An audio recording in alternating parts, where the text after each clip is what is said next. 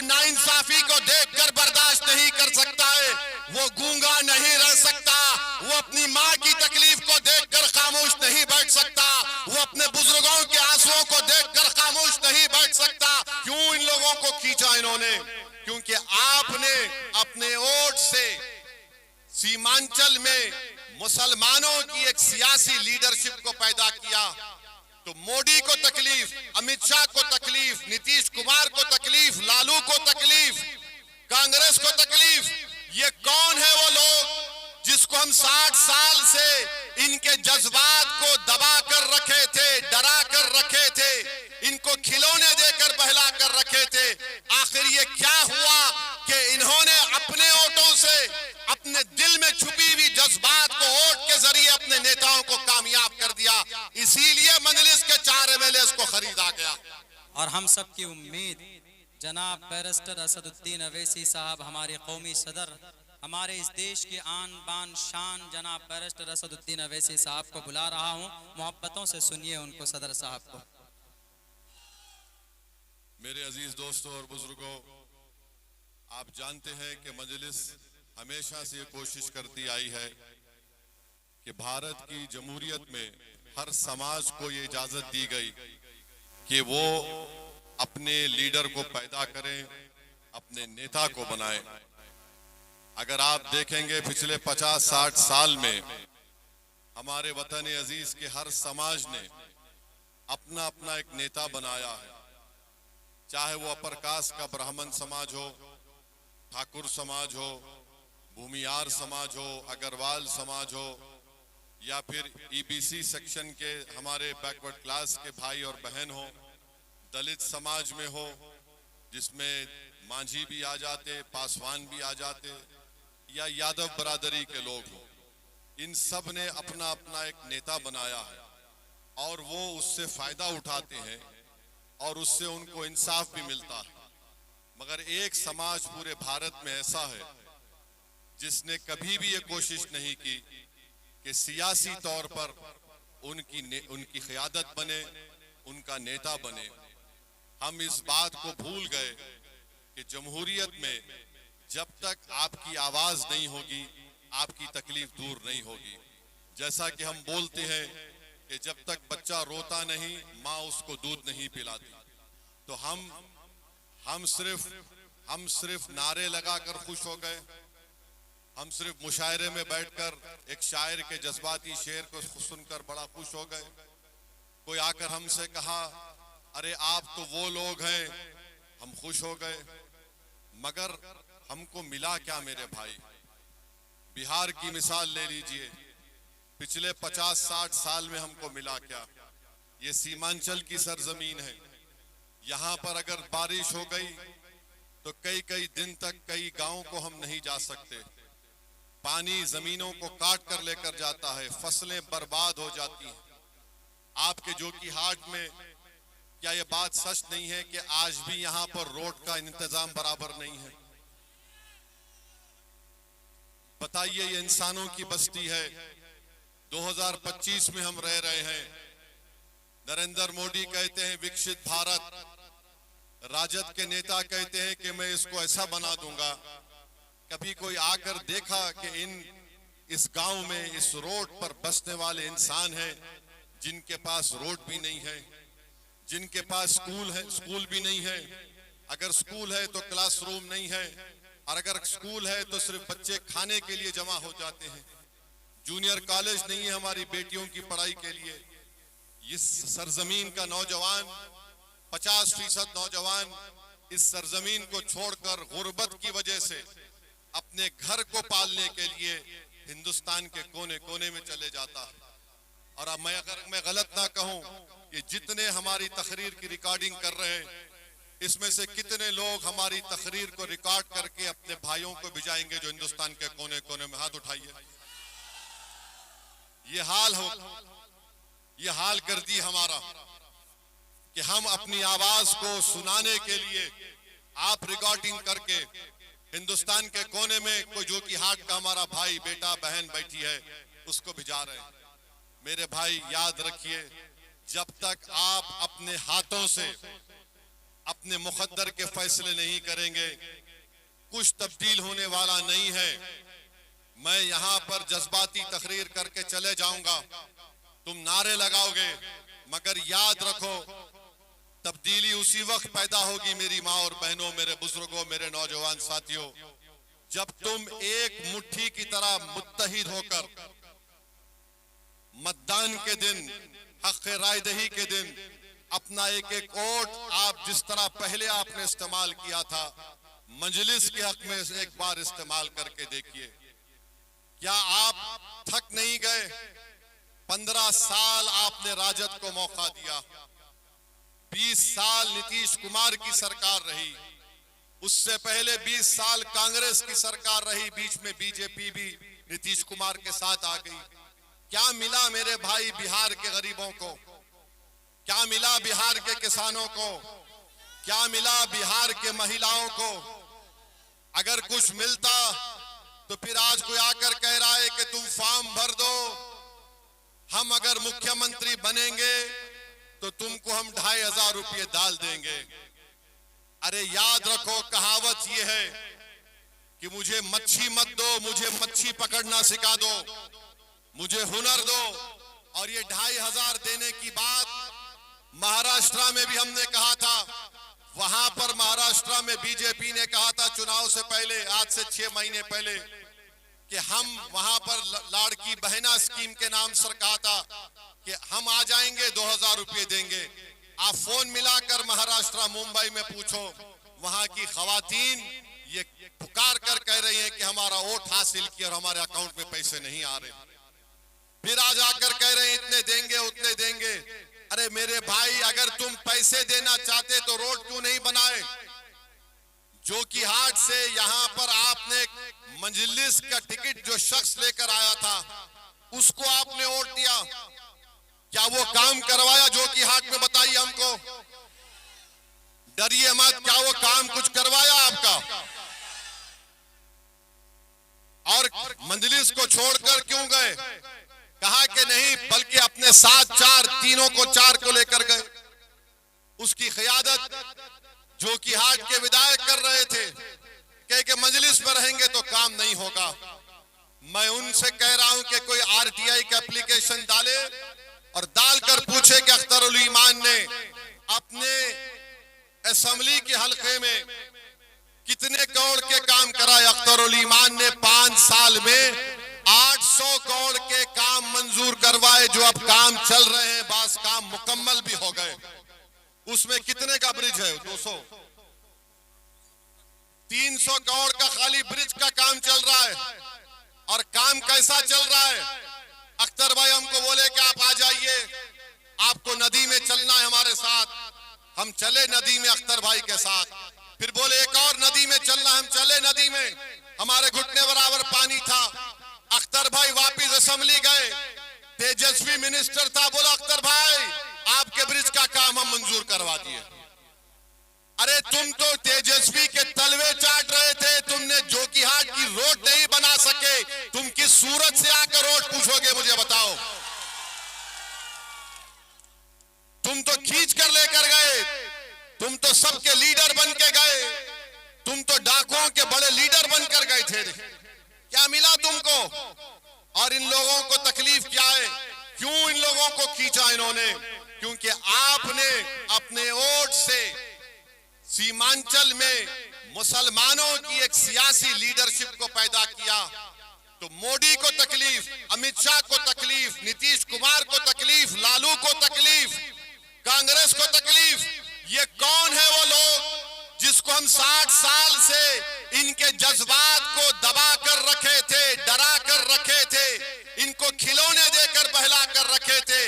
आखिर ये क्या हुआ कि इन्होंने अपने वोटों से अपने दिल में छुपी हुई जज्बात को वोट के जरिए अपने नेताओं को कामयाब कर दिया। इसीलिए मजलिस के 4 एमएलए को खरीदा गया। मगर अब दोबारा हमारे पास मौका आया।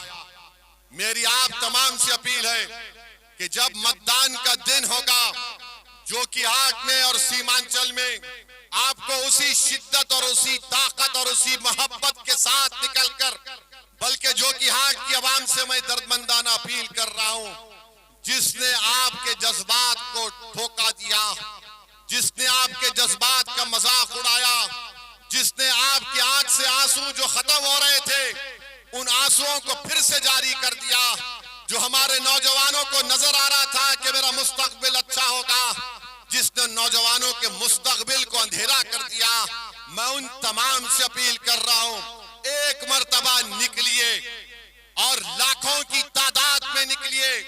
मैं आपसे फिर से कह रहा हूं कि आप पतंग छाप पर बटन दबाकर सीमांचल को एक नई राह पर लेकर जाइए, सीमांचल में इनकलाब पैदा करिए। याद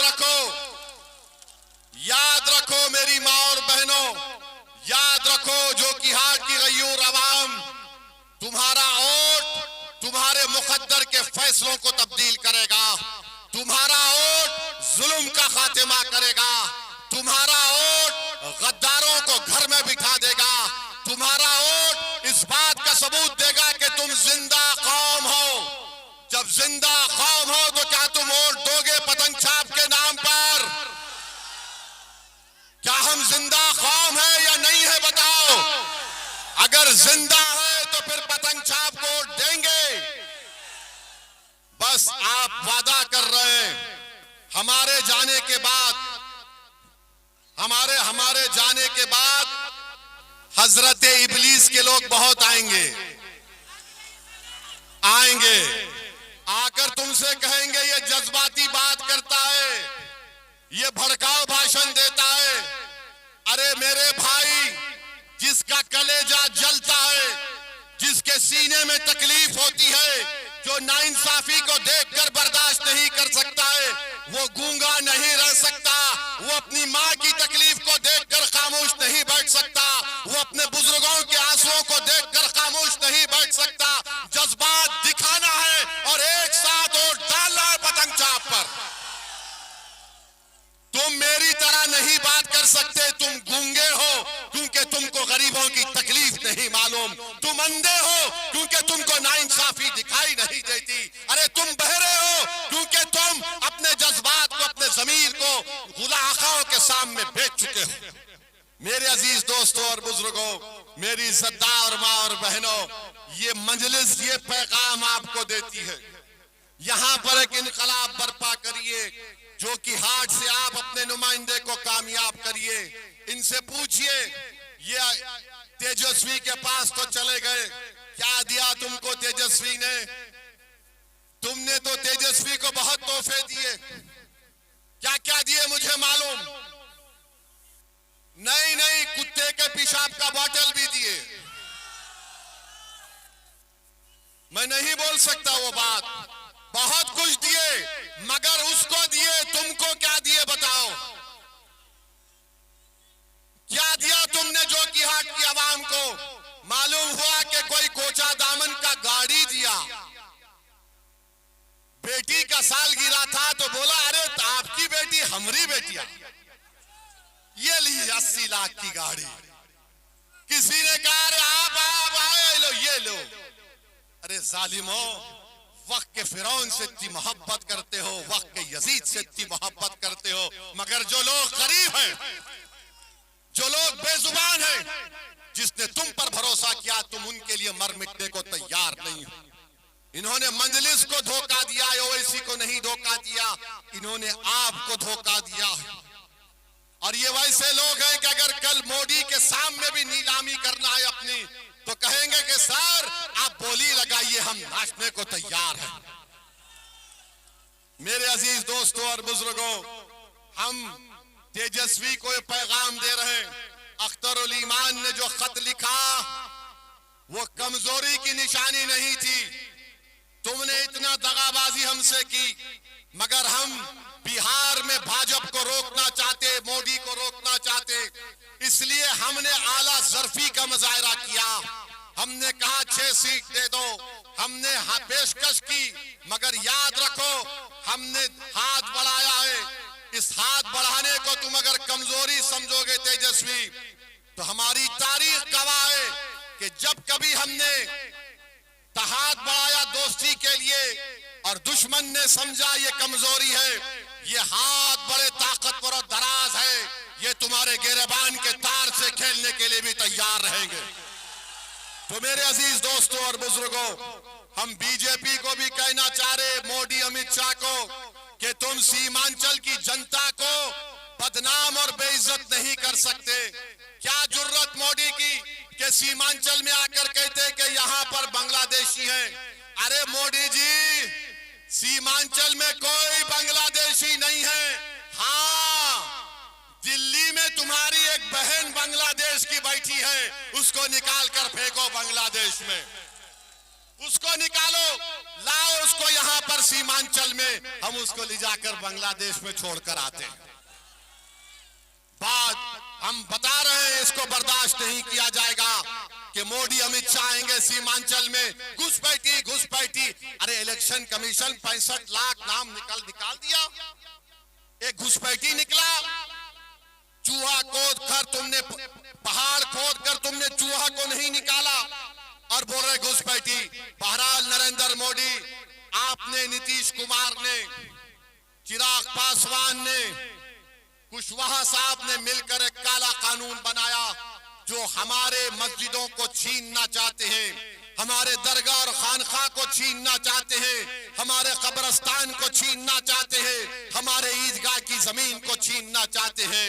ऐ बिहार की आवाम, ऐ सीमांचल की गयूर आवाम, ऐ जो कि हाट के मेरी इज्जतदार माँ और बहनों और मेरे नौजवानों, क्या तुम इस काला कानून के खिलाफ जमहूरी तौर पर खड़े होगे या नहीं होगे? बताओ, क्या तुम अपनी मस्जिद को दोगे? क्या तुम अपनी खानखा को दोगे? क्या तुम अपनी शनाख्त को खो दोगे? तो फिर नहीं का फैसला कर लिया तो फिर तुमको हाँ के नाम पर वोट देना पड़ेगा, पतंग छाप पर दोगे तो आपको जवाब देना है मोदी को, जो सीमांचल को बदनाम करता है कि यहाँ पर बांग्लादेशी है। जवाब देना पड़ेगा उन पार्टियों को जो 15 साल सत्ता में रहने के बावजूद भी मुसलमानों के लिए कुछ नहीं किया।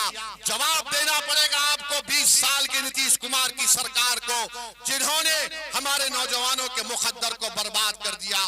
क्या आप वोट के जरिए जवाब देंगे? जवाब देंगे इंशाअल्लाह। पूरे हाथ उठाकर बोलिए जवाब देंगे। सुन लो शाहनवाज, मैं तुम्हारे लिए आया था हेलीकॉप्टर में, याद है?